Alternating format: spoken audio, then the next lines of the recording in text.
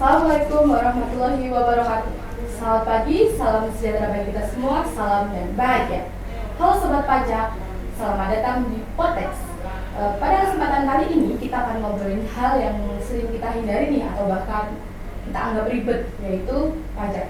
Tapi tunggu dulu, kita bakal bahas pajak ini dengan gaya yang lebih santai, bahasa yang lebih ringan, dan tentunya relevan dengan kita sebagai generasi muda. Tema obrolan kita pada pagi ini adalah pajak di era digital. Siapkah Gen milenial dan Gen Z? Perkenalkan, saya Dia Ayu. Kita di sini bakal ngobrol bareng dengan Kak Rudi dan Kak Vida dari kantor pajak Pratama Yogyakarta. Pada zaman sekarang ini kita sudah bisa dapat penghasilan dari mana saja ya teman-teman tentunya. Bisa dari jualan online, freelance, atau endorse dari media sosial, atau juga kita bisa dari joki tugas nih teman-teman. Tapi kita pernah nggak sih berpikir penghasilan kita tuh kena pajak nggak ya? Nah, banyak nih yang belum tahu dari kita tentang hal tersebut. Padahal membayar pajak itu bukan cuma soal kewajiban teman-teman, tapi juga kontribusi sosial. Tanpa berlama-lama nih, langsung saja kita mulai. Halo, apa kabar Kak Rudi dan Kak Vida? Apa kabar Kak Dia? Baik, sebelumnya terima kasih sudah bersedia hadir sebagai narasumber kita pada pagi hari ini. Ada pepatah mengatakan nih, tak kenal maka tak sayang. Bolehlah kita kenalan dulu nih, kakak persilakan dulu diri. Ya. Silakan. Baik, manggil penontonnya apa? Memanggil penontonnya? Teman-teman sekalian, saya Rudi Hendriawan. Saya fungsional penyuluh pajak dari Kantor Pelayanan Pajak Pratama Yogyakarta. Dan rekan saya. Halo teman-teman semuanya, nama saya Vida. Saya juga salah satu penyuluh pajak dari KPP Pratama Yogyakarta. Kak Rudi dan Kak Vida ini semua berasal asli Yogyakarta atau? Saya asli Jogja. Oh, saya asli Magelang. Oh, Magelang. Cuma kakek buyut saya asli Jogja. Oh. Udah kenal nih teman-teman. Gimana kalau kita bisa langsung ke sesi yang sharing sessionnya? Boleh, boleh. Untuk kapan sih kakak-kakak ini pertama kali kenalan dengan pajak nih? Maksudnya dari usia muda atau udah maksudnya baru-baru ini pas join dengan KPP Pratama? Ya, jadi saya kenal pajak itu Kak Dia, ketika saya itu SMA. SMA kan saya IPS jurusan, sehingga kan dapat pelajaran ekonomi. Nah, pas itu guru saya memberikan sedikit materi tentang perpajakan, pajak penghasilan. Ya dijelasin cara ngitung sederhana pajak penghasilan perorangan, kan tarifnya progresif itu ya 5%, 15% itu oleh guru saya. Nah, pas itu ya saya juga agak bingung loh, kok tarifnya banyak banget jauh. Itu ya awalnya. Ya, Kak Vida sendiri? Kalau saya karena SMA-nya dulu IPA, jadi lebih taunya pajak tuh kayak pajak bumi dan bangunan, pajak kendaraan seperti itu. Waktu kuliah di STAN tuh saya baru belajar tuh ada pajak penghasilan, ada PPN dan pajak-pajak lain yang pajak terpusat gitu. Jadi baru mulainya ketika kuliah ya? Betul. Terus menurut kakak nih ribet nggak pertama kali pas kenal pajak tuh? Wah. Lumayan ribet sih karena ya belajar dari awal lagi loh. Ternyata ada pajak daerah, ada pajak pusat. Nah selama ini kalau secara umum kan kita taunya pajak kendaraan, pasti orang-orang lebih familiar dengan itu.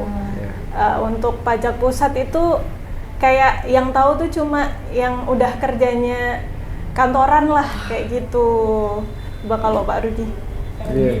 Yang udah belajar dari SMA ya.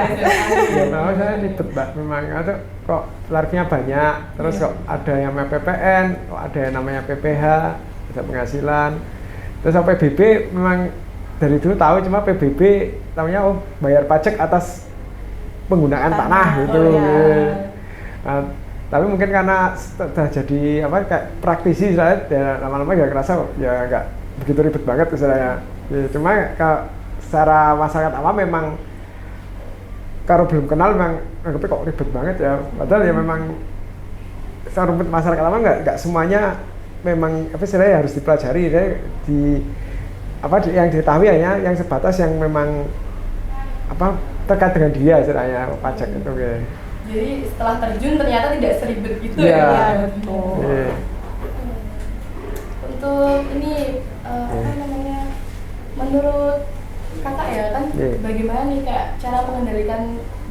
biar menganggap pajak itu bukan beban gitu loh.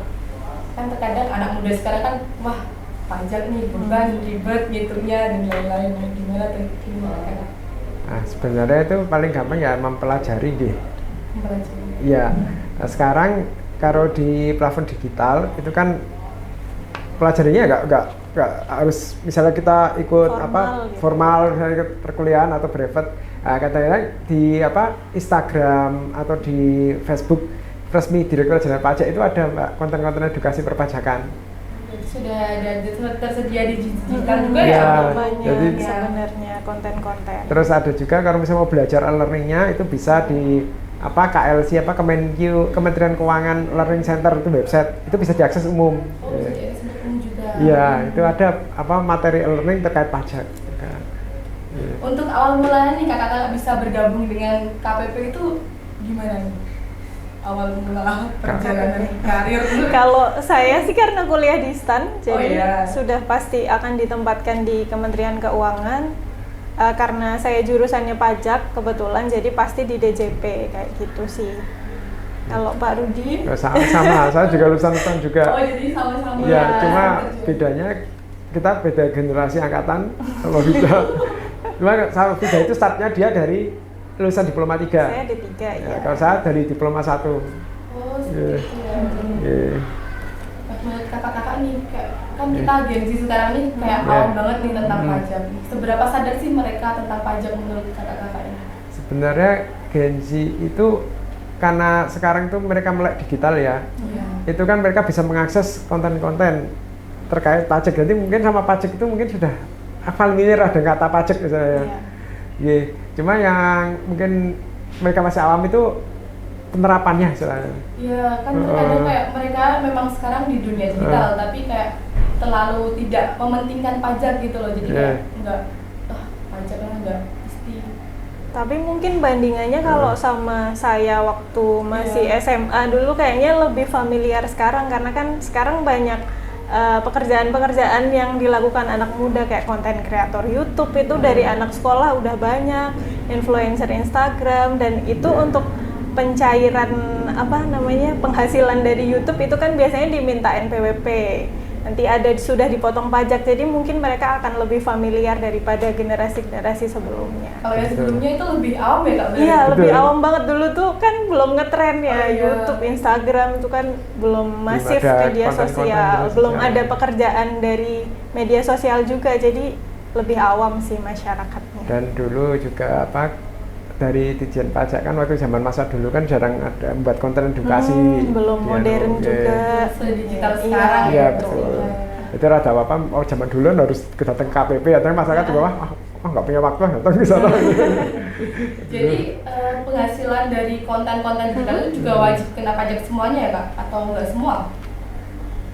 Jadi diperhitungkan dulu sih sebenarnya. Jadi setiap penghasilan itu memang bisa dikenakan pajak, tapi ada insentif-insentif yang bisa membuat penghasilan itu sebenarnya belum kena pajak.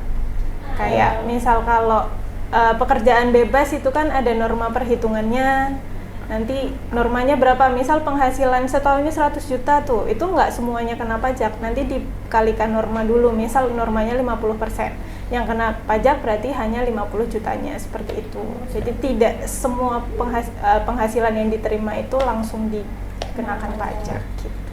Tapi untuk penghasilan dari konten digital itu Kak, yang dari platform digital yang kena pajak itu kira-kira seperti apa ya? Itu tergantung sih Mbak. Kan konten digital sekarang kan ada yang di kami sebenarnya kalau di pajak kita mengkategorikan penghasilan itu ada yang penghasilan dari pemberi kerja, itu kan karyawan, kemudian penghasilan pekerjaan bebas seperti kayak penyuluh, terus penceramah, peneliti, dan pekerjaan bebas, artis juga pemusik juga pekerjaan bebas, terus sama pekerjaan terkait kegiatan usaha sama jasa. Kontennya kita lihat, kalau misalnya kontennya misalnya kontennya bermain musik, dia dapat monetisasi, berarti dia masuk kategori sebagai pemusik. Ya nanti ngitung pajaknya seperti kata Mbak Vida, dicari bersihnya dulu pakai norma, penghasilan kotor, baru nanti penghasilan bersih, terus dikurangi penghasilan tidak kena pajak, baru sisanya yang kena pajak. Gitu. Tapi kalau misalnya konten kreator ya dia berdasarkan pesanan, misalnya dia kayak jasa mengiklankan, ya berarti nanti ketika dia dapat penghasilan dari pembuatan kontennya itu, ya berarti bisa aja dia masuk ke kategori jasa. Sehingga nanti kenanya kalau misalnya dia masih masuk kategori UMKM, itu kena pajaknya 0,5% dari omset. Gitu. Jadi Ya. semuanya. Iya. Kan di era sekarang nih di kantor pajak tuh pernah nemuin kejadian unik nggak sih Kak, kayak dari kalangan gengsi yang Kalau di KPP apa ya?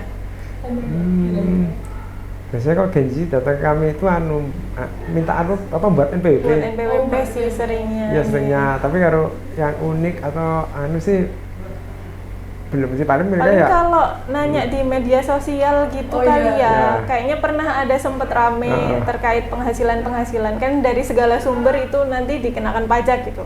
Kalau sumbernya dari ngepet tuh gimana? Itu kan lucu juga pertanyaan seperti itu. Itu ya intinya tadi kalau setiap penghasilan tambahan kemampuan ekonomis itu adalah objek pajak seperti itu. Kehidupannya berarti dari kita usia muda sampai tidak lepas dari pajak ya? Iya, jadi kalaupun misal ada anak kecil kan sekarang banyak influencer anak ya, itu kan juga punya penghasilan, itu juga nanti bisa dikenakan pajak, dia perhitungannya mengikut kepada orang tuanya karena kan masih di bawah umur seperti itu.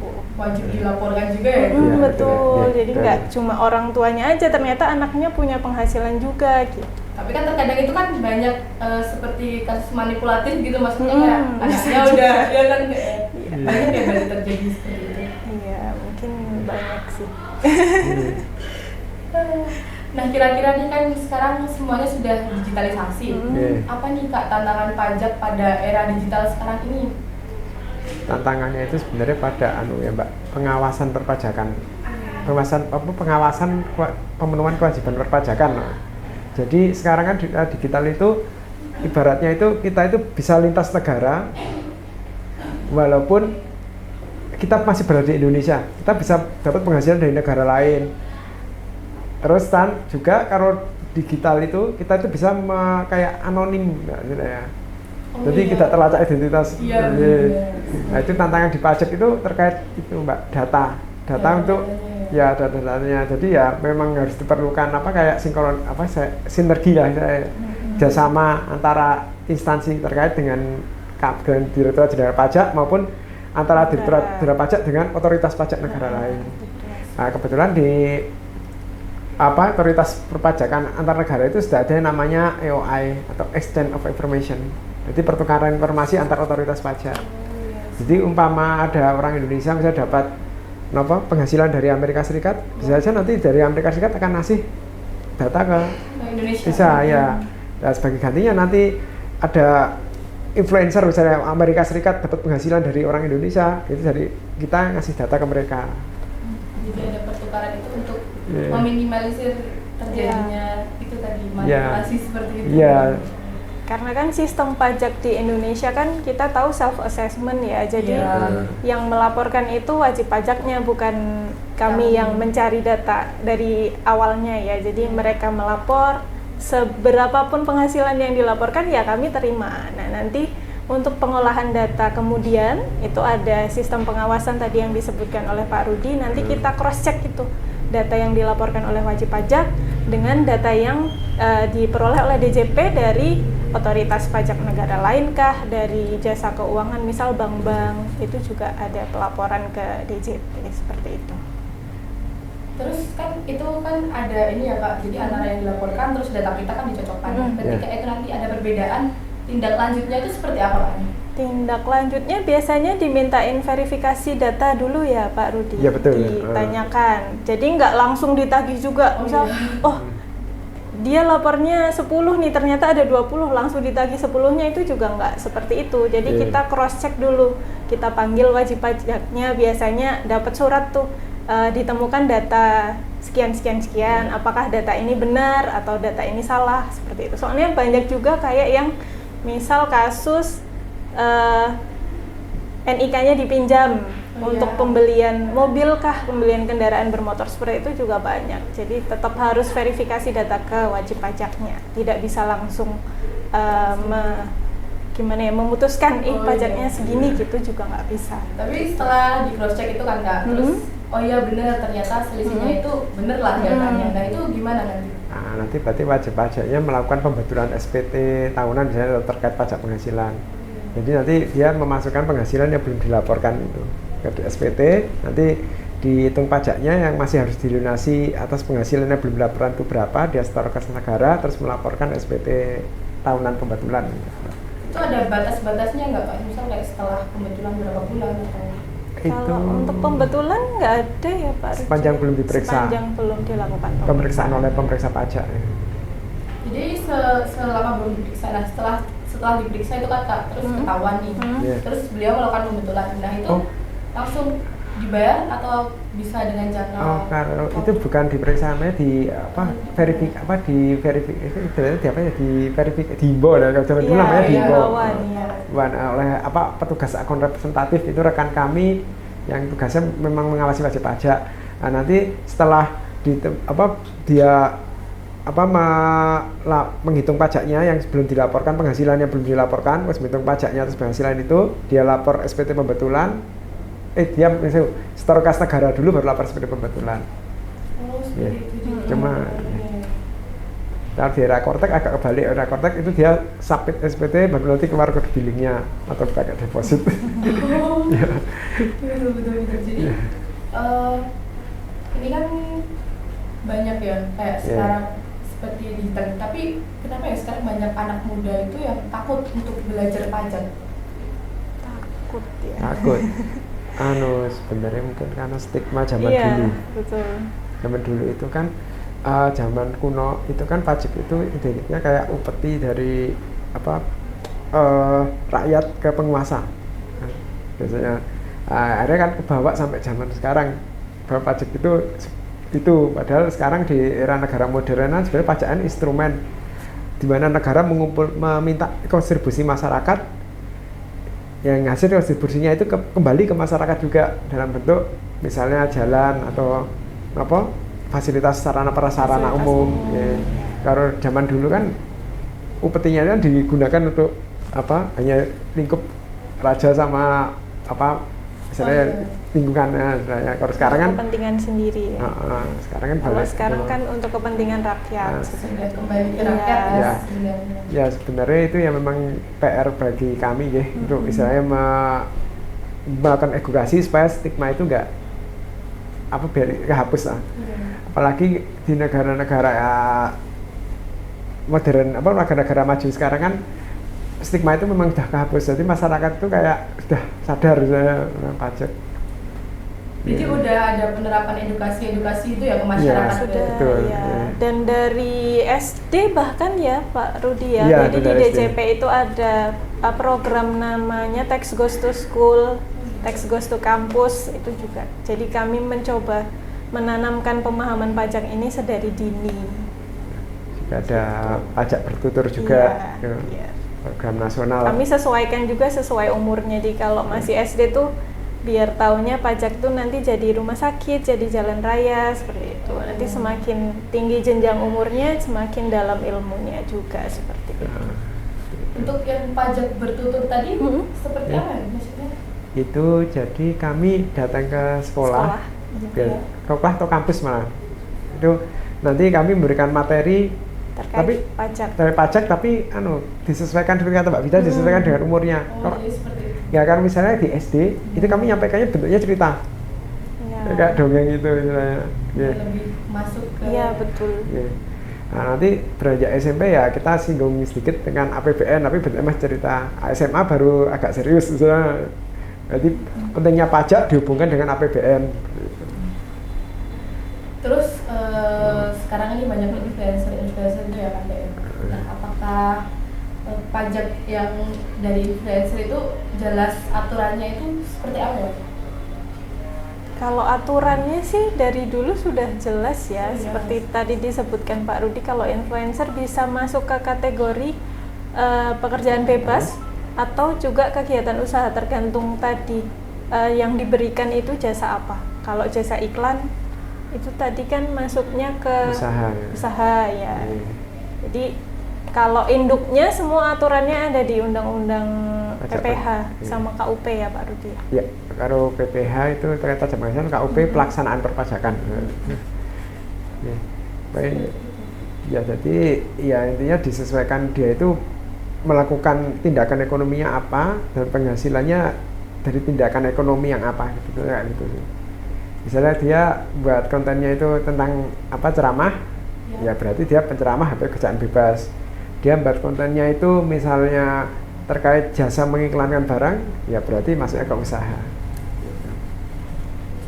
Terus manfaat kepatuhan kita nih kepada pajak sejak muda itu apa ya kira-kira?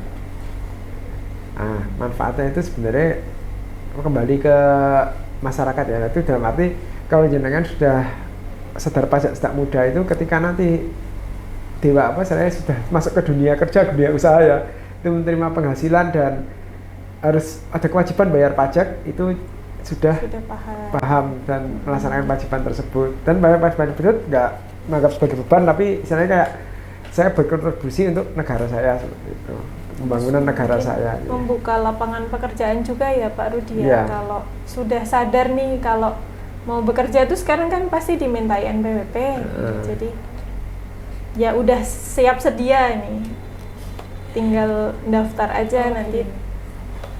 Tinggal melakukan pekerjaan. Banyak ya Kak yang masih belum ini mempunyai NPWP gitu loh. Kira-kira itu ada kayak himbauan dari pajak? Kalau himbauan untuk ber-NPWP ada, cuma yang kami terima datanya, misal kalau influencer itu kan biasanya di-hire oleh perusahaan atau apa, itu kan nanti dapat penghasilan. Nah, perusahaannya itu biasanya melakukan pemotongan penghasilan tuh Kak. Nah, dari situ DJP dapat data, NIK ini ternyata punya penghasilan, nanti bisa didaftarkan NPWP secara jabatan juga oleh DJP, seperti itu.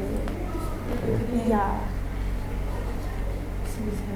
Cuma kalau misalnya dia posisinya orang ya, misalnya dia itu memang nggak punya penghasilan sama sekali, misalnya sudah sepuh, terus misalnya kehidupannya ditanggung anaknya, ya memang nggak wajib mengaktifkan NIK jadi NPWP. Oh iya, tapi kan ketika beliau dulunya aktif NPWP ketika berpenghasilan, setelah itu beliau sudah tidak berpenghasilan lagi, nah itu bagaimana?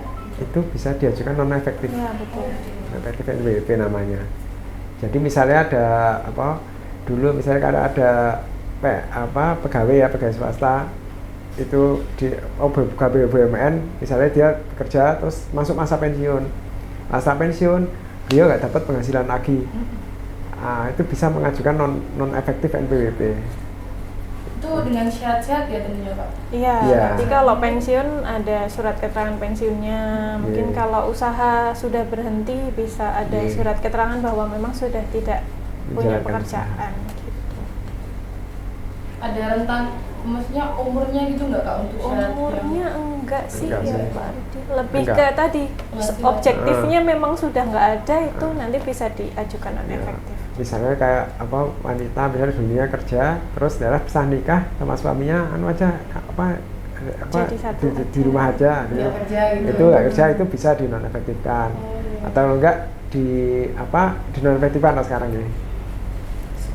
Itu bisa. Nah, untuk peran sistem pajak sehat dalam mendukung startup Gen-Z ini kan Jadi untuk mendukung startup itu kan biasanya untuk di startup itu bisa masuk ke misalnya masuk startupnya kegiatan usaha itu ada fasilitas Mbak, PPh final yang 0,5% dari omset.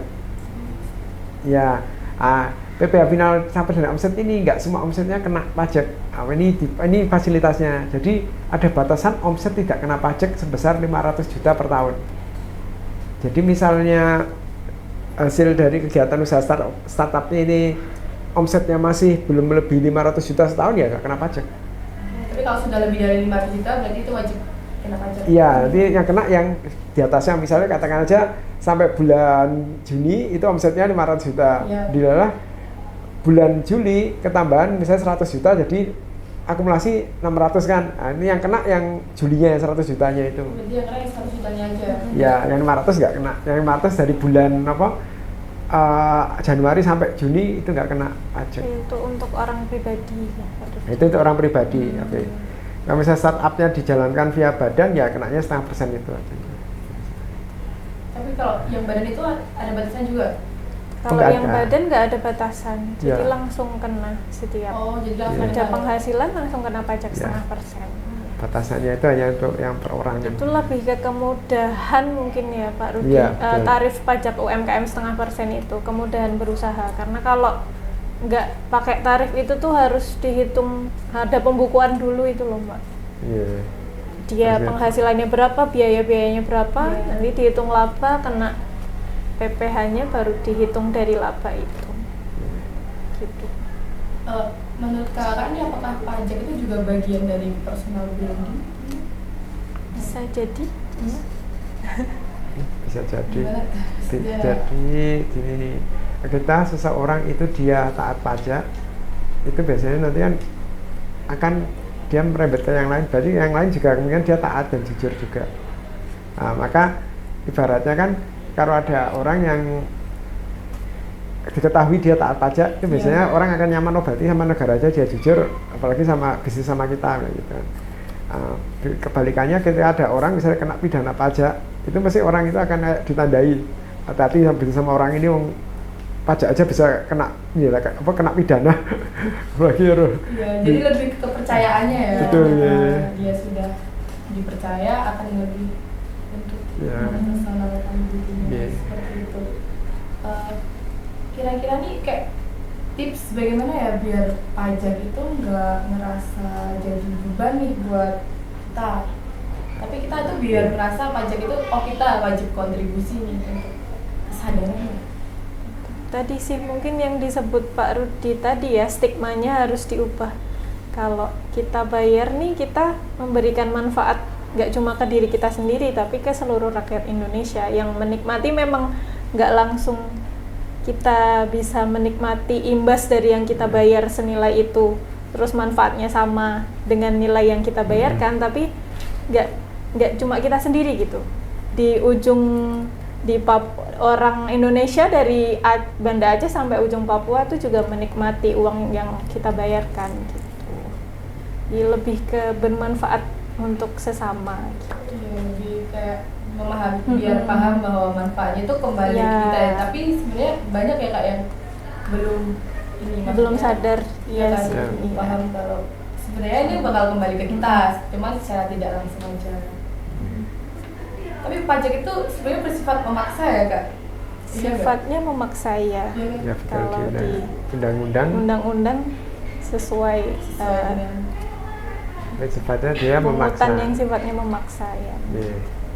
Cuma memaksa ini kan memang apa ibaratnya kayak agar masyarakat itu mau kontribusi kepada negara untuk pembangunan juga. Tapi tetap ada dasar aturannya ya, nggak Betul. bisa langsung harus bayar pajak segini, itu Betul. nggak bisa. Tetap ada tarifnya, aturannya. dasar tarifnya berapa, terus yang kenanya yang seperti apa, seperti itu. Jadi ya, ibaratnya pungutan pajak itu walaupun dia sifatnya massa, tapi tetap harus negara harus punya dasar ketika meminta pajak kepada masyarakat. Ada dasar hukumnya. Ada dasar hukum. Iya. Berarti untuk pajak yang dari luar negeri pula juga ada dasar hukumnya ya kak? Ada sama Ya.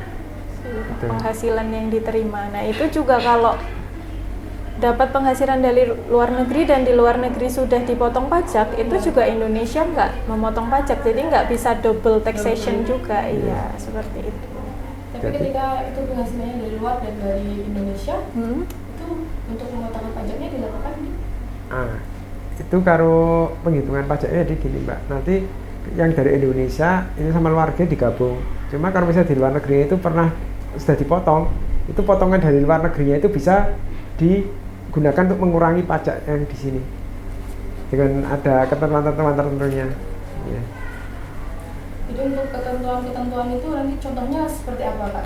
Nah itu kan ketentuan perlakuan, misalnya yang luar negeri ya, itu misalnya dia harus pas di SPT tahunannya melampirkan bukti potong dari luar negerinya itu. Terus kemudian pajak yang dipotong di luar negeri itu ketika dikurangkan pajak di sini itu nggak boleh melebihi pajak yang terutang. Jadi tidak boleh mengakibatkan lebih bayar ya. Ya, seperti itu sih salah dua ketentuannya. Seperti itu ya, jadi kayak Ya. lebih ke apa tadi? Perlakuan. Ya. Iya kan enggak ya? Ya. Ada Betul. di situ. Untuk bagaimana menjadikan pajak nih sebagai kepatuhan pajak sebagai nilai dari bisnis itu, ya Kak? Nilai jual. Nah, Mungkin Kepatuhan. kalau usahawan biasanya ikut tender pemerintah ya, itu kan harus patuh. Ditanya tuh SPT-nya sudah lapor atau belum. Terus kewajiban perpajakannya seperti apa, ada utang pajak atau tidak. Biasanya yang bisa ikut tender itu yang patuh, sudah lapor SPT 2 tahun terakhir, tidak punya tunggakan pajak, seperti itu. nah itu Itu nanti sih. pembuktiannya itu nanti yang bersangkutan bisa meminta surat keterangan fiskal ke kantor pelayanan pajak. Ya. Nah, sekarang di Rakortek dia cukup mudah, jadi dia nggak perlu datang ke kantor, cukup di aplikasi Kortek mengajukan surat tersebut. Nanti secara sistem kalau dia sudah memenuhi kriteria itu langsung keluar suratnya. Ya. Jadi lebih mudah ya sekarang. Iya, Karena betul, sebelum iya. kita tinggal Sudah masukkan digital juga. tanggal Iya. keluar. Betul, ya. Untuk tender-tender seperti tadi itu kira-kira kayak yang gimana gitu loh? Kalau biasanya ada Pak Fidi. Tender ya. Biasanya pengadaan barang jasa ya di Iya, misal instansi ada pemerintah. proyek dari pemerintah untuk membangun jalan atau rel kereta api gitu ya Pak Rudi Ya, ya. ya, Mungkin betul. kan itu nanti diumumkan tuh akan ada proyek segini, terus masyarakat diminta mendaftar berbondong-bondong untuk ikut lelang itu tadi. Nah, nanti harus ada seleksinya itu tadi. Kalau yang diseleksi, yang bisa masuk seleksi biasanya yang patuh pajaknya. Ya. Kalau kewajiban pajaknya dia masih keteteran dan belum patuh, biasanya dia tidak masuk kriteria. Jadi ya lebih membuka peluang untuk usaha kerjasama dengan pemerintah, bisa pemerintah pusat, pemerintah daerah, mungkin badan-badan yang lain juga ada yang menerapkan itu. Untuk Bisa jadi. Untuk BUMN menerapkan. Jadi untuk rekanan BUMN misalnya sebagai supplier atau sebagai pemberi jasa ke BUMN itu juga harus masuk kriteria yang patuh pajak saya. Ya pembuktiannya pakai surat keterangan fiskal itu. Jadi di antara kepatuhan dan yang tidak patuh nih, banyak yang patuh atau yang tidak patuh nih Kak? Ya itu sebenarnya PR. Ya. Itu sebenarnya kan harus penelitian ya. Saya kan ini bisa dilihat dari rasio pajak kita, tapi saya belum baca sih rasio pajak kita untuk tahun kemarin itu berapa. Kan salah satu indikator menilai kepatuhan masyarakat dari situ. Rasio perpajakan. Kita lanjut ke yang peluang digital nih. Untuk intensitas atau fasilitas pajak untuk pelaku ekonomi digital pemula itu seperti apa ya? Yang tadi disebutkan Pak Rudi, Ya. ada batasan omset 500 juta nggak kena pajak tadi, itu bisa digunakan selama 7 tahun ya Pak Ya, Rudi 7 ya, tahun, kalau betul. orang pribadi. Kalau perusahaan untuk PT 3 tahun, CV 4 tahun, salah satunya itu. Ya. Terus apa lagi Pak Rudi? Fasilitasnya Pengurangan PTKP itu juga PTKP ya, fasilitas ya. juga. Gitu, misalnya. Yang awal Iya. jadi ada pengurangan PTKP gitu. Kalau PTKP itu setiap orang pribadi pasti Oh, ada iya, iya. batasan penghasilan, Iya. tidak kena pajak. Ya. Kalau Yang 500 untuk batasan omset tadi kan untuk 7 tahun ya. 7 tahun Iya. sejak terdaftar. Lalu setelah 7 tahun Setelah 7 tahun nanti dihitung dengan tarif umum. seperti itu. Ya, yang berlapis itu. Iya, tarif. yang 15% itu. Tapi ada pengurangannya, jadi nggak pakai 500 juta lagi, tapi pakai PTKP. Nanti pengurangannya. Kira-kira nih apa ya Kak peran Gen Z buat menyebarkan kesadaran di pajak digital nih ke orang-orang yang Ya, ada nggak atau belum ada peran Gen Z yang bisa sih ada Peran peran. banyak sih. Mungkin banyak gampang viral kan ya, lapor Ya. SPT mungkin dibikin konten TikTok. Lapor SPT gampang loh, 5 menit selesai, nanti viral. Itu salah satu upaya untuk menyuarakan kesadaran pajak juga ke masyarakat seperti itu. Terus ada relawan pajak juga ya sekarang dari mahasiswa-mahasiswa bisa membantu kami di DJP biasanya dalam proses pelaporan SPT tahunan, karena kan itu setahun sekali pasti rame. Kami merasa terbantu sekali juga dengan adik-adik relawan. Itu juga salah satu upaya untuk menumbuhkan kesadaran pajak di masyarakat.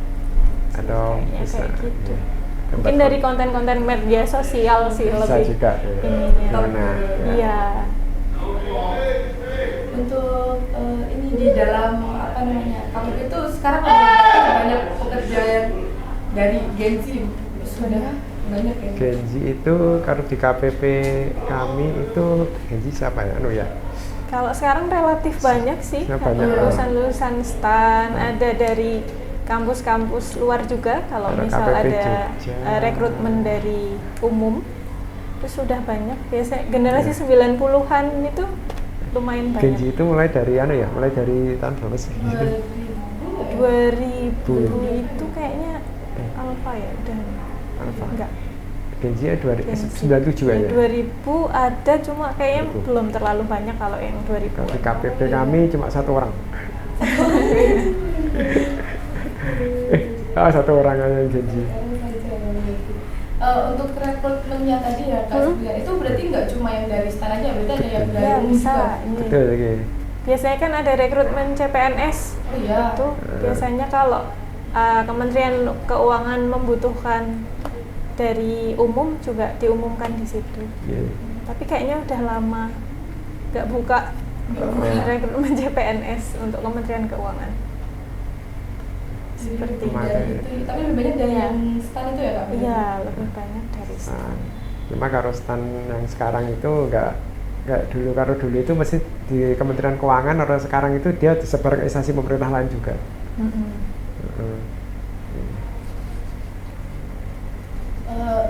Gimana nih cara memasukkan kayak edukasi pajak dalam literasi digital anak muda gitu?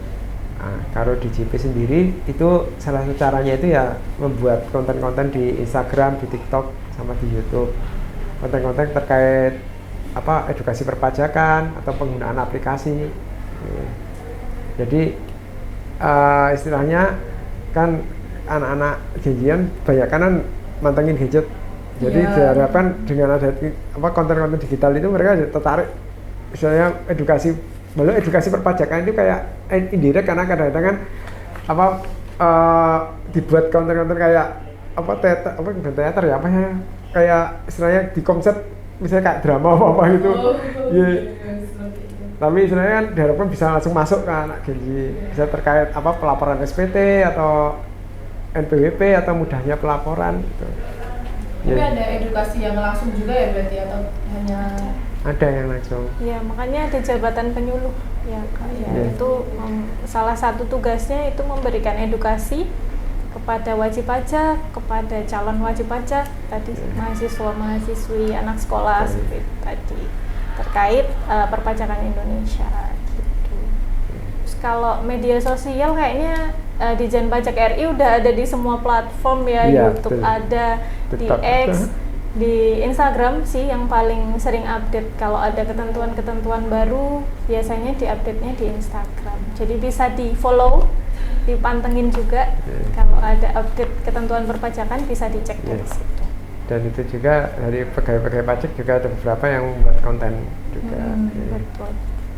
untuk yang terjun langsung itu pernah ke kayak daerah-daerah mana saja Kak, yang kayak yang di pelosok-pelosok itu iya nggak, atau Karena saya sendiri, saya kayaknya bukan Fidel. Kalau di Jogja kan di kota aja ya. Kalau penyuluh di KPP lain mungkin iya. Jadi kami tuh bisa menerima undangan seperti ada membutuhkan penyuluhan perpajakan di sini, nanti tinggal membuat undangan ke KPP. Nanti kami menugaskan penyuluh untuk memberikan edukasi seperti itu. Jadi bisa meminta. minta kepada Iya, KPP, jadi iya. nggak hanya di nggak hanya Ilmu dari pendidikan KPP. juga ya, Kak, berarti? Iya bisa. Di masyarakat juga pernah yang di kota Yogyakarta. Kota Pernah banyak. beberapa kali. ya. Di Biasanya masyarakat itu yang apa perkumpulan apa ibu-ibu asosiasi itu apa namanya saya Gandeng gendong. gendong Ya itu kan usahawan. Terus Pak Rudi kemarin juga sempat diundang mualimin ya Pak ya, Iya, sekolah sama itu. ada SMK jadi guru tamu SMK istilahnya. Itu memberikan edukasi perpajakan kepada anak sekolah seperti itu juga ada.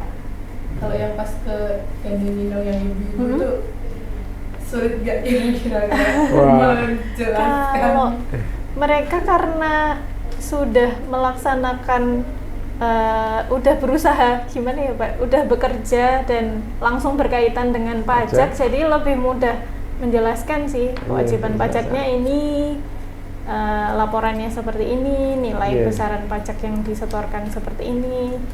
paling mereka itu paling ya terkait apa kadang Sistem sih ya mungkin ah, mereka bingungnya karena kan generasi yang lebih lebih tua ya, Mereka generasi kan X, milenial, apa sih X, kalau generasi bawahnya yang ini?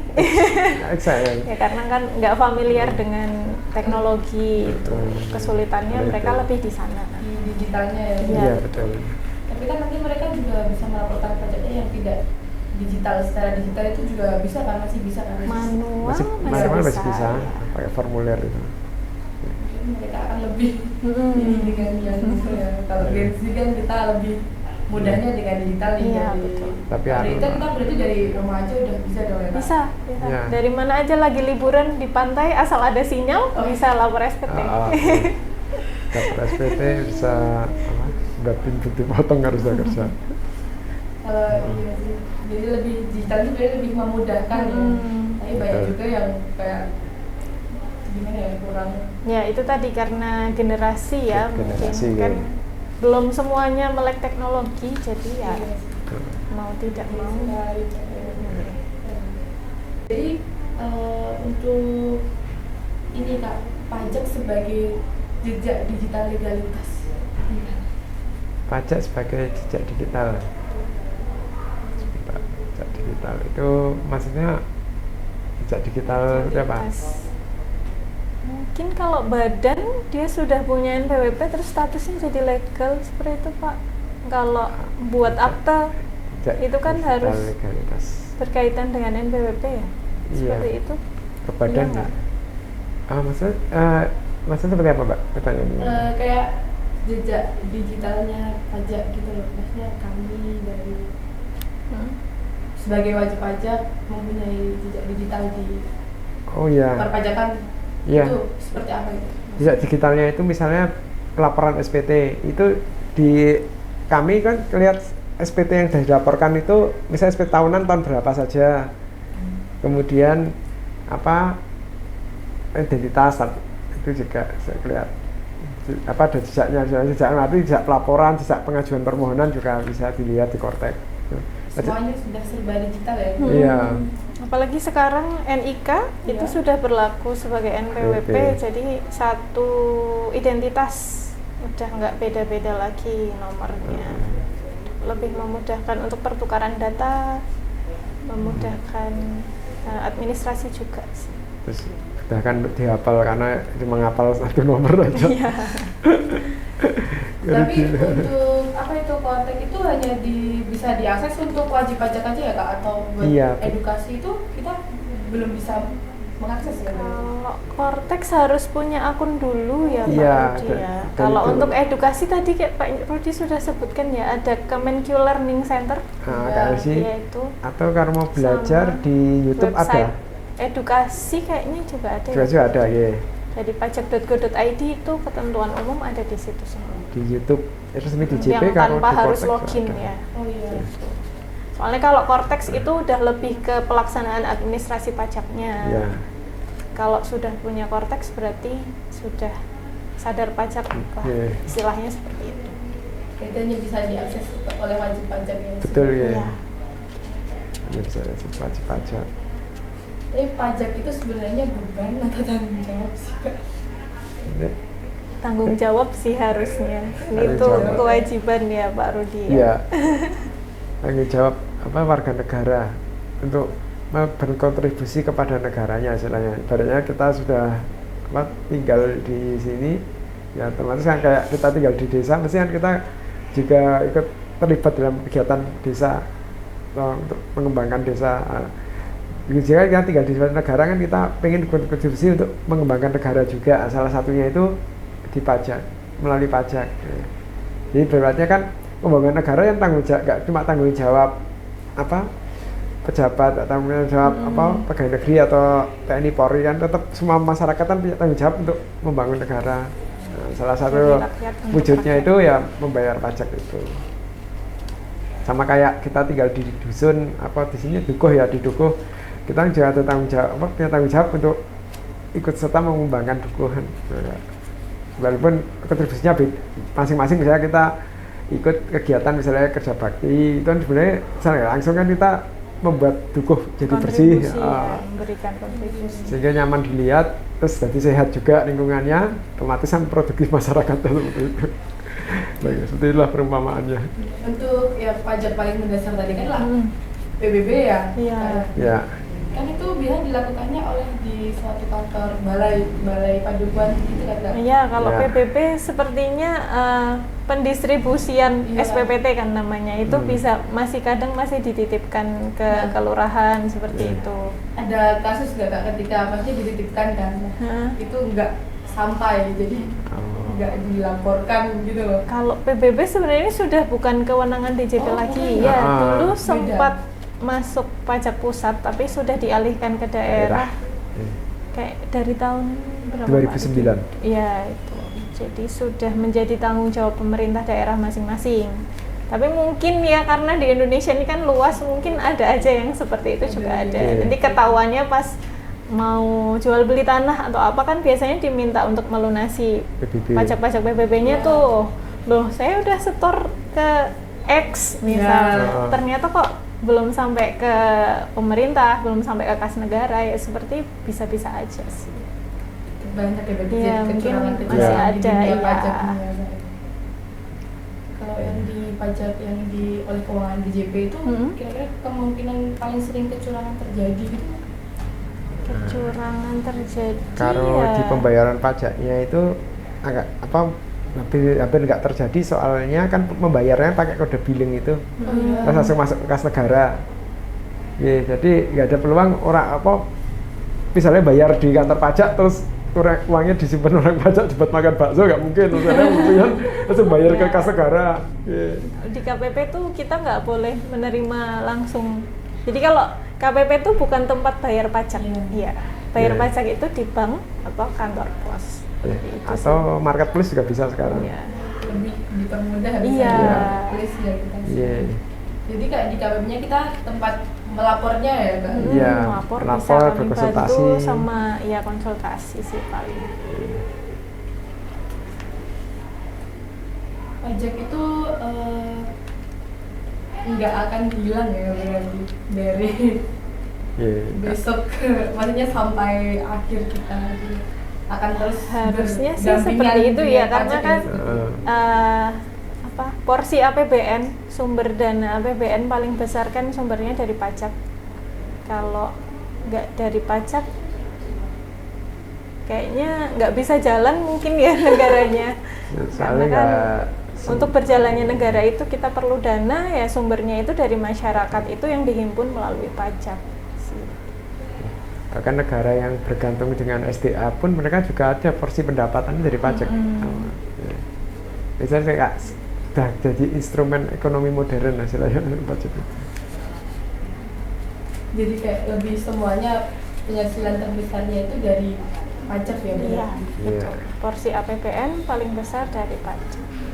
Sebenarnya kita tuh nggak sadar ya bayar pajak, kayak yang PPN itu kan Ya, kita Iya, tuh betul. secara beli ini langsung kena.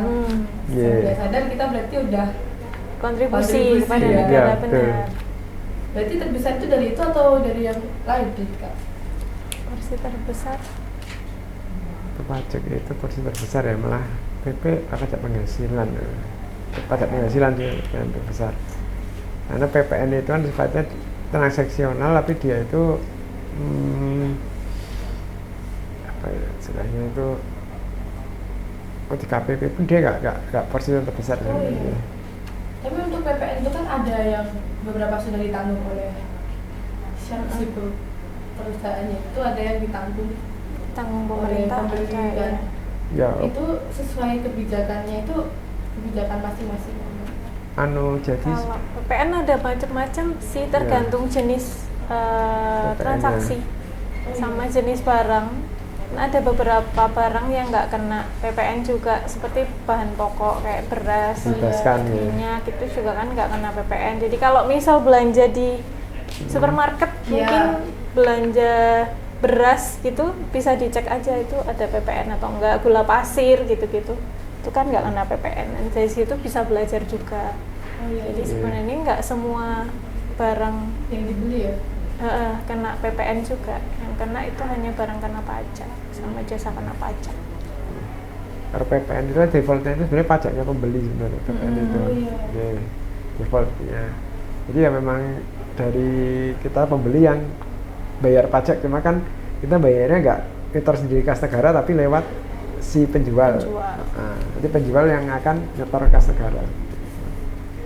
Tapi kan ada nih Kak, kayak kita beli nih suatu produk di suatu tempat skincare gitu. Ada yang kita dicantumin buat bayar pajaknya sendiri, ada yang pajaknya itu sudah include dari itu. Nah itu tuh kebijakannya itu sesuai dengan perusahaan sendiri atau Itu cuma di pencatatannya aja sih. gitu. Kalau Oh, skincare ya semuanya ada PPN-nya. Iya. Mungkin tergantung notanya. oh gitu Iya, ya. tokonya itu apakah di notanya include PPN atau belum include, seperti Jadi itu. perbedaannya hanya di pencatatannya saja ya. Iya. Bukan Iya. di Kalau pengenaannya sih harusnya semua Sama kena ya saja. kalau untuk Iya. skincare. Iya. Biasanya ada toko yang nulisnya sudah termasuk PPN, ada Iya, toko yang ada- nulisnya ada yang belum harga PPN. sendiri, PPN sendiri ya. Itu anunya mereka kok, pencatatan mereka. Oh, gitu. Tapi untuk tarifnya itu sama ya Kak, buat kayak kita misal di junk food atau di skincare itu tarif Nah, PPN-nya sama atau tidak ini? kalau junk food itu dia masuknya pajak restoran Pajak bisa. Oh restoran. Ya, itu kewenangannya ada di pemerintah daerah gitu. Ya memang ada beberapa restoran yang mencantumkannya PPN, Iya, bukan pajak penjualan. Nah. Ya, Pak Rudi. Iya, betul. Pajak penjualan harusnya. Harusnya pajak Jadi restoran. banyak yang salah kaprah di situ juga sih. Tapi kalau PPN tarifnya sama 11% flat. 12. Kalau- Hah? Dua- Tarif efektifnya 11% Iya, ya. sebenarnya 12%. Di aturannya 12. 12. ya. Tapi kan di sekarang kan ada kebijakan dibuat tadi seolah tetap kena 11, jadi pakai DPP nilai lain. Padahal sebenarnya itu 12%. Dia jadi Kalau tarif efektif yang berlaku 11%, cuma iya. secara sistem di DJP 12. karena harus sesuai undang-undang 12%. Jadi penyesuaiannya ada di dasar nah, pengenaan pajaknya. pajak. Iya. Jadi tetap kenanya 11 misalnya, walaupun Kenanya tarifnya 12. 11. Iya. Jadi berarti untuk yang di restoran junk food itu berarti kenanya pajak restoran ya Kak? Iya, Ya, betul. pajak restoran itu kami nggak tahu sih ya ketentuannya Biasanya seperti 10. apa, tergantung daerahnya. Kalau Karena itu Jogja pajak ini, daerah. kalau Jawa Tengah umumnya 10% sih, cuma kalau Jogja 10 juga sih saya. Karena kan seringkali tercantumnya di struktur nota kan PPN. PPN Iya, ya. betul, Mengiranya kan Padahal itu sama-sama pajak terkena. restoran. Iya, Iya. tapi ternyata Beda. banyak ya berarti yang kita yang belum banyak. tahu di sini. Iya. Oh ternyata PPN nomor satu. itu ya. Kira-kira kalau pajak dikasih emoji nih Kak, kira-kira emojinya kayak apa? Apa? Pak Senyum. Rudi. Jempol Harus senyum kali ya. gitu. DJP mantap soalnya. Kalau yang di luar banyak emotnya yang datar gitu. Oh iya. Oh, datar itu. Oh ya gitu, saya dipakai itu orang minta sesuatu. Ya kalau yang di untuk ke JKPP sendiri ya kita itu mempelajarinya itu kayak pajak-pajaknya seperti apa gitu. Kalau KPP ya, KPP itu sebenarnya kan kami nangani pajaknya sebenarnya secara pokoknya cuma dua sebenarnya, pajak penghasilan sama PPN. Iya. Iya. Berarti pajak penghasilan PPN sama satu lagi itu bea meterai. Iya. Sama ada juga PBB, tapi PBB-nya PBB Perhutanan. perhutanan perkebunan pertambangan. Kalau di Jogja kan enggak ada. Di Jogja itu ada satu, tapi kebunnya itu di daerah utara sana. Wajib pajaknya karena era kontak, wajib pajaknya itu cabangnya itu masuk ke kami. Jadi PBB-nya juga masuk ke kami.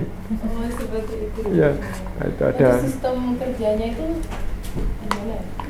Masing-masing kan punya tugas sendiri-sendiri, Mbak. iya. Kalau AR itu dia tugasnya Representatif. mengawasi, representatif itu mengawasi kewajiban perpajakan dari wajib pajak yang menjadi tanggung jawabnya. Itu ada yang diberikan tanggung jawab per kelurahan, ada yang diberikan tanggung jawab itu per wajib pajak yang besar. Pajak besar ya. Nah, kalau kami penyuluh itu tugasnya memberikan edukasi ke masyarakat. Ada pemeriksa juga, itu lebih ke apa ya? Penegakan hukum mungkin ya Pak Ya, mengaudit untuk audit. menguji SPT-nya wajib pajak sudah betul atau belum. Terus ada jurusita juga. Itu mungkin agak serem ya namanya. Iya. Gimana itu? Tugasnya melakukan penagihan pajak, Iya. ya kan. Jadi misalnya ada wajib pajak sudah diterbitkan surat keterangan pajak kurang bayar, itu nanti yang menjalankan penagihannya jurusita. Penagihannya itu ketika ada jangka waktu sudah. Jadi kalau pajak lari kan self assessment, tapi Iya, kan ada betul. jangka waktunya tuh, pembayarannya harus tanggal segini. Kalau sekarang tanggal 15 bulan 15, berikutnya ya Pak, kebanyakan. Kalau terlambat itu ada sanksi administrasi namanya, sama ada sanksi bunga juga. Itu nanti dikeluarkan melalui surat tagihan pajak namanya. Nah itu tugasnya jurusita ini tadi, melakukan penagihannya dasarnya dari surat tagihan pajak itu. Di atas sanksi-sanksi keterlambatan atau nggak harusnya bayar tapi nggak bayar, itu dilakukan oleh jurusita. Seperti itu. Nah, kebanyakan kan kita ada yang awam nih, ada juga yang salah lapor. Itu bagaimana Kak? Salah lapor itu masih bisa pakai kebetulan, iya. kebetulan surat pemberitahuan, Kak dia. Oh iya. Iya. Jadi setelah panjang SPT-nya belum diperiksa ya. Ya. Betul. Jadi masih diberikan kesempatan selama belum ada proses pemeriksaan, wajib pajak masih bebas melakukan pembetulan SPT. Misal ada data yang belum diinput, tiba-tiba ingat nih, wah ada harta ini, ternyata belum saya laporkan, tinggal lapor pembetulan aja. Dan untuk pembetulan itu nggak ada sanksi administrasi, asalkan SPT normalnya sudah tepat waktu laporannya. Kadang-kadang kayak takut ya ada sanksi macam-macam. Cuma pembetulan itu paling sih. Kalau telat, Kalau kalau menimbulkan kurang bayar. pembayaran ya Pak. Ya. Misalnya ada pajak yang masih harus dibayar ya nanti ada bunga pembetulan namanya kami. Gitu sih. Ya. Tapi wajib pajak sendiri itu juga punya hak, misalnya kena bunga pembetulan, dia merasa sudah kooperatif mau membetulkan SPT, itu bisa mengajukan pengurangan penghapusan sanksi ke kantor wilayah. Ya. Kami mengajaknya via KPP, cuma nanti kami kirimkan ke kantor wilayah permohonannya nganggur sana. Ya. Ya. Kita lanjut ke sesi interaktif nih Kak ya. Menurut Kakak nih lebih bingung ngitung pajak atau ngechat gebetan? Waduh. Saya lebih bingung. Lebih bingung mana nih Kak Rudi nih? Kalau ngitung pajak udah ada aturannya sih ya Pak Rudi. Kalau chat gitu kan tuh bisa membahayakan. Jadi lebih membahayakan gitu ya. Iya. Kalau bisa aman masih atau saya nggak membahayakan. Jadi sebenarnya ngitung pajak itu mudah ya? Iya, udah ada dasarnya, udah ada patokannya, tinggal dilakukan aja. Tapi kan lebih kadang Gen Z ini merasa wah mending chat gebetan nih daripada ngitung pajak. Ngitung pajak juga udah ada fasilitas dari DJP namanya kalkulator pajak. Itu bisa Website. diakses oleh semua orang di kalkulator.pajak.go.id. Jadi misal bingung boleh visit ke web itu, nanti belajar cara ngitung pajak. Semuanya bisa ya Kak itu berarti? Bisa, ada PPH, PPN, Nggak hanya maksudnya nggak hanya wajib pajak gitu loh? bisa. Itu tanpa login. Tanpa login. Iya. Bisa buat edukasi. Betul. Iya. Lebih suka Lebih ngechat mudah kan gebetan. daripada ngechat gebetan. Oh iya. Sulit ya Kak ngechat gebetan. Sulit menurunkan sensi atau Saya nggak sulit, tapi membahayakan. kalau ini ya lebih pilih lapor SPT atau presentasi mendadak nih Kak kira-kira? lebih sulit apa ya presentasi mendadak ya kayaknya. Lapor Mending SPT lapor itu SPT sih ya. lapor SPT gampang. Kalau untuk karyawan tinggal buka pajak .id, e-filing, tinggal input aja. Ya, jadi lebih Besok Kortek juga sama, yang buka Seperti Kortek itu input ya. aja. kalau presentasi mendadak nih gitu Harus nyiapin materi dulu, Kalau belajar pakai dulu. belajar, terus desain PPT-nya. Untuk influencer yang perlu belajar pajak duluan nih kira-kira yang influencer yang seperti apa? Mungkin yang sering flexing aja kali ya Pak. Iya betul. Banyak tuh yang influencer yang sering flexing, ada rekening segini nih, mungkin belajar dulu. Kalau punya penghasilan segitu harusnya pajaknya juga sesuai dengan penghasilan yang Iya, dimiliki. betul. Mungkin Pajaknya flexingnya tapi pajaknya nggak nah, dibayar. boleh flexing bayar pajaknya aja mungkin boleh. Daripada flexing rekening. Pajaknya flexing rekening ya. Iya, Iya. Pajaknya dilupain ya. betul, Betul. seperti itu sih. Banyak sekali ya yang kayak ngerasa. Tapi yang itu kan ada yang upload itu ya kayak flexing itu. Nanti kira-kira ada tindakan nggak Kak ketika maksudnya kayak dia Bisa. ketahuan tidak melapor pajak? Iya. Bisa, itu Bisa. jadi data pemicu ya, namanya apa Pak? Apa itu Nah, data ke KPP nanti AR-nya beliau yang anu. iya. Kan biasanya Bisa, banyak iya. tuh kalau ada yang flexing kayak gitu terus mention Dijen Pajak RI, Dijen Pajak RI gitu kan. Itu Gitu. biasanya nanti ada tindak lanjut dari Ya. KPP sih. Nanti biasanya AR-nya Akan dilacak ada. itu terdaftar di KPP mana, pengawasnya siapa. Mungkin nanti akan dihimbau seperti tadi yang kami sebutkan sebelumnya. Tapi itu nggak langsung dimarah-marahin nggak emang. Saya pasti ditanya, Iya, ini kok bener nggak Ah, dananya sumbernya dari mana Ah. gitu-gitu. nanti kalau bingung lapornya dia tetap diajarin no, sama AR-nya atau sama petugas penyuluh. Jadi kayak lebih dihimbau dulu ya. Iya. Nanti untuk setelah ketahuan data itu benar, lebih lanjutnya itu nanti tahap-tahapannya itu gimana? Iya, Ya, Pak. diedukasi ya Pak Edukasi, Riki ya. ya. Ini ada penghasilan segini, harusnya kena pajaknya segini. Nanti Betul. kami ajari untuk lapor, misal belum bisa lapor seperti itu. Ada yang ngeyel nggak Kak? Tapi kayak nggak mau nih. Nggak diedukasi tetap aja nggak Kalau mau. di Bisa aja. kita bisa aja sih. Iya. Terus nanti tindak lanjutnya Itu fungsinya pemeriksaan di situ. Terus kalau ngeyel itu gimana tindak lanjutnya Kak kira-kira? Kalau saya prosedur sih nanti kalau misalnya wajib pajak itu apa misalnya kayak ya, kooperatif itu sama AR itu bisa diusulkan diperiksa. Ya, itu nanti yang masuk di petugas pemeriksanya. Cuma kalau di pemeriksaan itu agak berat bagi wajib pajak, nanti dia itu udah nggak bisa lagi pembetulan SPT. Kalau AR kan ada salah bisa pembetulan SPT atau bisa lapor SPT. Kalau di pemeriksaan itu nggak bisa apa-ngapain ibaratnya. Paling bisanya via pengungkapan tidak benaran, tapi itu nanti bendanya juga agak berat juga. Lebih berat sanksinya kalau sudah diperiksa. Itu bisa sampai ke sanksi pidana nggak Kak? Kayak Bisa Bisa. jadi. Iya. Kalau Bisa. memang terbukti. Nanti dilakukan misalnya pemeriksaan bukti permulaan, kalau memang itu indikasi memang pidana, itu diajukan ke atas ke penyidikan. itu kalau yang nyampe ke pidana itu kalau yang maksudnya sudah yang seperti apa tingkat kenyajalannya itu? Itu biasanya misalnya dari level apa dia manipulasi pajaknya udah parah istilahnya. Bisa ada penghasilan disembunyiin, terus apa PPN nggak di store. Udah terindikasi merugikan negara ya. Iya. Harusnya kalau seperti itu. Itu tahapnya berarti sangat panjang ya untuk Iya. sampai Iya, betul. berarti penyidikan untuk sama yang ini. awal itu nggak langsung di Nggak. Iya. mungkin kayak peringatan itu dulu. Imbauan itu tadi. Edukasi ya yang Iya. pertama itu. Level pertama itu kalau di edukasi dulu. Penegakan hukum itu Kak taraf dia sudah tidak atas Udah level. paling ngeyel Iya. ibaratnya. Penegakan hukum itu. Tapi ada juga yang udah diberi himbauan itu langsung apa patuh itu juga Ada. Ada Ada. banyak. Ya. Baik melalui apa AR itu ada, terus ada yang kami edukasi juga di helpdesk itu langsung mau patuh saja juga.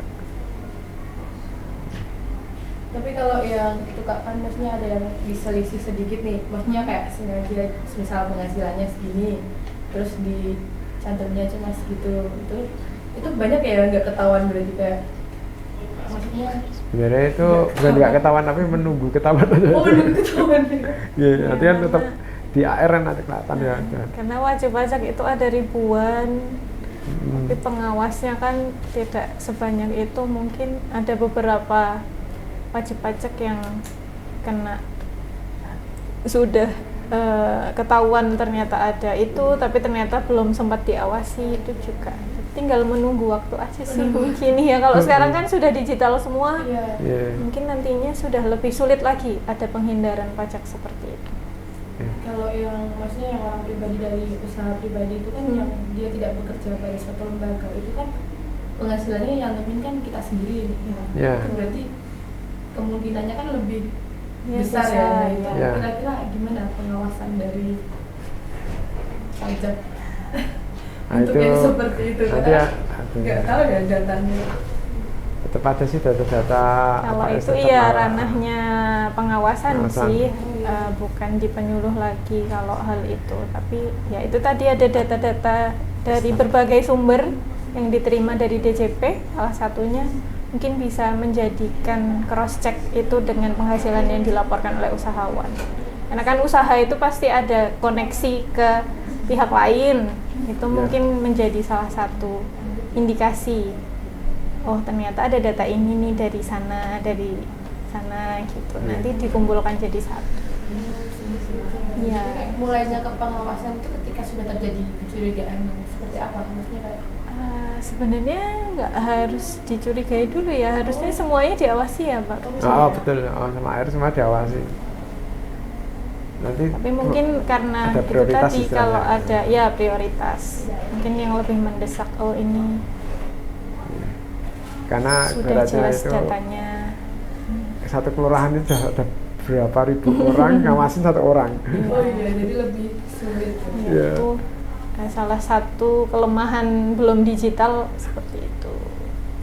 Sekarang kan sudah era digitalisasi. Ya, Ya. sudah era Cortex, Lebih mungkin nanti memudahkan lebih ya. mudah Iya, lagi betul. untuk pengawasannya.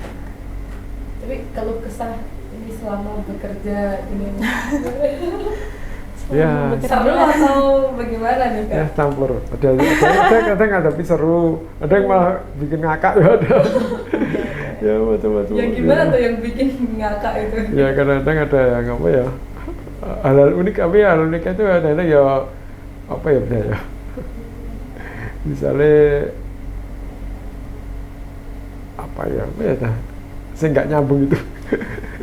Enggak, misalnya ada apa masyarakat. Ya, itu sih mungkin itu. teknologi tadi ya, keterbatasan teknologi. Jadi kalau ada mungkin ibu-ibu sepuh gitu ditanyain email kan nggak tahu ya, kadang dijawab pernah ada yang bu emailnya apa, terus "Loh, sebentar mbak dikeluarin KTP kan di situ nggak ada email karena kurang paham teknologi aja sih, mungkin lucu-lucunya di situ. Iya. Terus karena kerjanya di pelayanan, jadi mungkin sempat ketemu wajib pajak yang moodnya ya kan Macam-macam. berubah-ubah ya, kadang kena omel juga pernah seperti itu. Kesel nggak Kak kena omel kayak gitu? Lebih ke ya udah sih cuma didengerin aja. Kayaknya aja. kita juga paham mungkin dia sebenarnya ingin mengkritik sistem perpajakan tapi nggak tahu harus disampaikan kemana kan, ya kita Iya. dengarkan aja. Jadi lebih nggak dibawa Iya. Ya. Kagak. lelah ya Kak kalau dibawa selatan sedikit Iya. masuk kan. Iya, seperti anu. Nanti jadi mempengaruhi lingkungan juga kan Iya. kalau moodnya jelek gitu. Terus mood bagus terus ya berarti buat Ya kalau di pelayanan mau nggak Iya, mau harus di seperti pelayanan. itu, karena kalau kan banyak tuh ya misal lagi bad mood sedikit terus nggak senyum aja tiba-tiba dapat rating bintang 1 gitu kan. Tugasnya nggak Juga senyum. banyak. Ya itu juga menjadi salah satu pengawasan kantor pusat terkait rating KPP itu juga. Iya. Dan itu langsung dari masyarakat ya, tolong diperbaiki gitu-gitulah. Iya. Ya. Tapi tetap ada ya Kak kayak gitu. Ada. Mungkin karena salah paham atau nunggu kelamaan karena antrian banyak seperti itu sih. Tapi Rata-rata langsung marah-marah netizennya. ya banyak. Ada Iya. juga yang kayak gitu. Biasa. Biasa ya netizennya. Jadi kita harus punya mental ya. Ya kayak betul, ini ya. kerja dimanapun kayaknya harus Iya. kuat mental sih. Tapi untuk lingkungan kerja teman-temannya itu asik gak, seru atau? Ya seru. Ya seru. Seru aja ya. Aku lingkungan kerjanya sih seru aja. Iya. Aku kadang ya tutup apa masalah aturannya bisa debat. Iya, Tapi betul. ada diskusi loh. Sering terjadi perdebatan Iya. gitu ya? Itu Sering ada diskusi itu nggak cuma kecil antar juga. kami aja, karena kadang sama bapak atasan kami, Pak Kasih Pelayan juga ada debat aturan juga. Tapi yang internal aja ini, ada Iya. di lingkup internal kami, misalnya biar kami menyampaikan ke BP itu satu suara, Satu jangan sampai suara, iya. jangan sampai beda-beda. Dan BP juga komplain, Mbak. Ya katanya Mas ini gini, katanya Mbak ini gini, Pak ini gini ya. Pernah terjadi ya berarti hal seperti Iya, itu? kadang-kadang jadi Apalagi kata-kata. kalau aturan baru kan Iya. biasanya belum ada Guidance dari kantor ketentuan pusat. Ada pelaksanaannya, itu kami biasanya nanya ke atasan Iya. seperti itu sih. Terus itu pas kejadian kayak gitu tuh yang apa ada perbedaan itu tuh gimana tuh pas ya tetap harus cari satu ada suaranya itu. progresnya itu? Oh.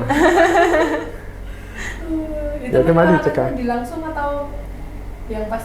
Pas biasanya katanya masih baca konsultasi aja sih. Oh Iya, iya, jadi kayak Kalau misal kita belum tahu jawaban juga biasanya kita tampung dulu ya. Kadang nggak gitu juga. Nanti kita tanyakan ke yang lebih tahu ilmunya gitu. Iya. Karena kan nggak boleh menyampaikan hal yang salah juga. Iya, betul. Karena kan Sampai udah ada dasar tiga, hukumnya, kalau pajak kalau salah nanti menjadikan wajib pajak jadi salah ketentuan pajak. pas jawab ini kak, pas ini saya tampung dulu itu ada yang berani lah, masa mbak sebagai ini pajak kok enggak Enggak sih, ada enggak. kayak gitu Enggak, oh, betul. ada ya? Kalau sini enggak, alhamdulillah. Gitu. Mereka paham, sampai mereka juga tahu kalau Iya. dikasih jawaban salah juga kacau juga. Iya. Karena aturan pajak itu juga nggak stagnan ya, dia Iya. berkembang terus sesuai dengan perkembangan zaman juga. Jadi harus update. Ya betul. Nggak bisa cuma pakai ilmu yang zaman dulu, udah nggak relevan lagi di zaman sekarang. Iya. Gitu. Kita main tebakan pajak nih kak. Iya. Enggak, ini mau nanti antara Kak Rodi sama Kak Vida nih. Buat yang pertama untuk nama surat pajak tahunan, SPT tahunan. poin 1 buat Kak Vida nih. Oh, iya. Oke. Untuk yang kedua, kepanjangan NPWP Nomor pokok wajib pajak. sama di sharing ya. Untuk pajak belanja e-commerce, Hah, pajak belanja e-commerce PPN? Bukan?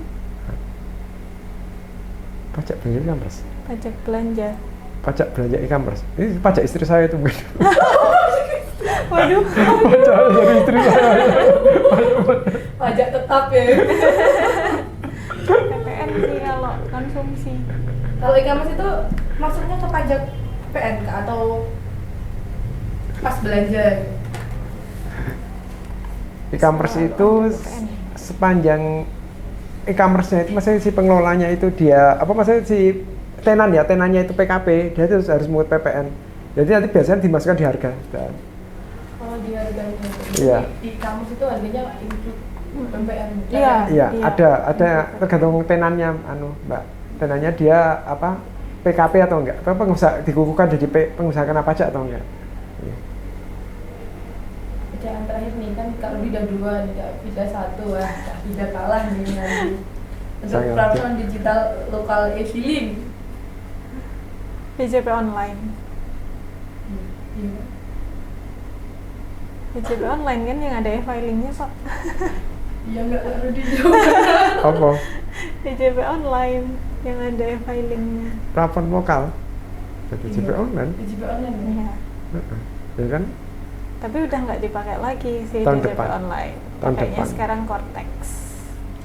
Jadi udah perlahan mulai Ya, mulai migrasi. migrasi Jadi ke- satu pintu ke Cortex Ke Cortex. namanya. Iya. Kalau dulu yang DJP online itu juga diaksesnya sama seperti konteks. Maksudnya tidak bisa diakses. Selain Beda. wajib pajak, betul. Iya, selain wajib pajak. Selain bisa, dari betul. wajib pajak nggak bisa. Dan kalau dulu tuh ada berbagai website Oh iya. yang untuk PPN, pelaporan PPN tuh beda, nggak dari faktur. DJP online. Terus DJP online terkait pelaporan pajak penghasilan, Minta kan nomor beda-beda. faktur. Jadi dijadikan satu pintu semuanya di Cortex DJP. supaya wajib pajak nggak bingung passwordnya banyak. Lebih memudahkan Kasihan. sih Oh. harusnya. Ngeri passwordnya banyak. Awal pergantian itu ya karena untuk memudahkan itu ya. Iya. Iya Tahun betul. berapa kali itu pergantian dari DJP? Baru aja di Oh, baru Januari 1 Januari. 2025. Masih fresh banget. Masih ya, fresh. ya. Tapi sudah digunakan atau belum? Iya, Sudah. sudah. Iya. Kalau searching di X mungkin rame ya. Sering Rame. error. Di TikTok juga. sering error ya. Iya, Di karena TikTok. namanya juga platform baru, Jadi menampung masih banyak. baru. Ya, Tapi- lama-lama. Tapi selalu diperbaiki terus sih. Ada error harus diperbaiki. Betul. Tapi kan sekarang baru awal itu, tapi masih digunakan nggak yang DJP atau sudah? DJP online-nya masih digunakan untuk pelaporan SPT tahunan tahun pajak 2024 ke belakangan. Ya, misalnya kebetulan tahun belakang sementara masih pakai DJP online juga. Jadi belum di close, Belum di close ya, Iya. masih Nah, bisa. masih bisa Iya. diakses. Nanti Masih banyak yang ini nggak keliru ya kan sekarang yang di konteks nih ada yang belum upgrade dia masih lewat DJP gitu. ada, tapi untung beberapa sistem di Kortek itu beberapa fitur di DJP online itu sudah kak ditutup. Jadi misalnya kak fitur membuat bukti potong di, Iya. di DJP online sudah ditutup. Jadi ada yang wajib pajak yang belum tahu pindah Kortek, dia datang ke helpdesk. Iya. Pak, nyun sewu kok saya mau buat bukti potong di DJP online nggak bisa. Oh nyun sewu Pak, ini sudah pindah ke Kortek. Oh, iya. Oh Kortek itu apa Pak? Baru jelasin. Berarti banyak yang belum paham ya Banyak. kalau Ya, pindah udah, gitu. iya. Padahal sudah banyak juga ya Pak ya, edukasinya Iya. udah mulai dari Sudah tahun banyak. lalu, Iya, di Pak. media sosial juga sudah gencar. Tapi Iya. mungkin kan ya ada aja orang yang nggak akses Nggak media update. sosial. Iya. Seperti itu sih. Ya, sampai kita apa ada kelas pajak juga yang create Kortek itu tahun lalu. Tahun lalu itu Iya. Membuat kelas Kita pajak. mulai edukasinya dari tahun 2024, Iya. walaupun mulai terbitnya baru Januari Ya, 2024. jadi harapannya kantor pusat itu wajib pajaknya sudah siap dengan Kortek gitu sebenarnya masih diedukasi dari awal. ternyata masih ada juga ya. Tapi nggak apa-apa sih. Maksudnya wajib pajak juga kan banyak mbak. Terus ke kota Jogja aja udah berapa puluh ribu Iya. orang. Ya. Nggak masalah. Iya, sih. perpindahan juga butuh adaptasi juga. Iya betul. Jadi makanya masih dibuka itu Iya. untuk menyiasati hal tersebut ya berarti. Untuk ini bisnis kecil online itu apakah wajib apa pajak? Bisnis kecil. Yang wajib lapor itu yang sudah punya NPWP. Yang wajib punya NPWP itu yang udah punya penghasilan, ya nggak Pak Rudi? Ah, betul. Iya itu. Itu wajib lapor. Kalau terkait pelaporan SPT tahunan itu dia punya penghasilan ataupun tidak punya penghasilan itu wajib lapor selama status NPWP-nya aktif. Aktif. Jadi mungkin banyak stigma yang kalau nggak punya penghasilan nggak usah lapor SPT nih, itu ya ada benarnya ada salahnya, tergantung status NPWP-nya tadi, apakah itu aktif atau non aktif itu tadi. Tapi lapor itu nggak identik dengan harus bayar mbak. Iya. Tergantung kalau misalnya yang lapor itu misalnya dia punya usaha penghasilan tapi di bawah 500 juta otomatis kan memang nggak kena pajak, tapi dia wajib lapor melaporkan penghasilannya. Iya. Kayak dia kayak membuktikan, misalnya lapor ke kami, Pak ini penghasilan saya di bawah 500 loh Pak. Jadi wajib lapor meskipun Wajib lapor. Iya. penghasilannya tidak Walaupun penghasilannya Ya. kecil. Nah, nanti baru sama AR-nya baru nanti dia akan penelitian bener nggak sih ini bapaknya ini memang di bawah 500 itu. Nanti kembali ke pengawasan itu mbak. Iya. Iya. Tapi banyak kan yang belum tahu ya kayak walaupun penghasilannya wajib lapor kan. Iya. Banyak. Gitu. Tapi kalau yang bisnis kecil online itu banyak yang tidak melaporkan pajak guys. Wah itu harus anu datanya itu. Iya, banyak. Karena kan kayak bisnis kecil online kan kayak apa ya, misal kayak jualan baju online yang kecil-kecil itu kan, jadi kayak kayaknya mereka tidak berpikir sejauh itu ya. Iya. Tapi kalau sudah saat pendaftaran NPWP sekarang ini sih sudah ada apa namanya Pak, leaflet Leaflet, edukasi kewajibannya. Kalau misal daftar NPWP ke KPP pasti dijelaskan oleh petugas Petugas, KPP kewajibannya untuk lapor SPT setahun sekali seperti itu. Iya. Seperti itu ya. Mm-mm. Oke, baik. Jadi intinya pajak itu bukan momok yang harus ditakuti ya, Iya, berarti betul. kayak pajak adalah bentuk pendewasaan kita ya di dalam mengelola keuangan kita dan Iya. kontribusi sosial kita tentunya ya Kak ya. Negara. Buat kalian nih yang baru berpenghasilan, yuk kita mulai belajar pajak, mulai dari membuat NPWP, melapor, dan juga pahami penghasilan yang kena pajak apa saja. Coba lapor ya Kak ya, walaupun itu nggak ada penghasilannya, nggak apa-apa ya untuk Iya, boleh. mencoba lapornya.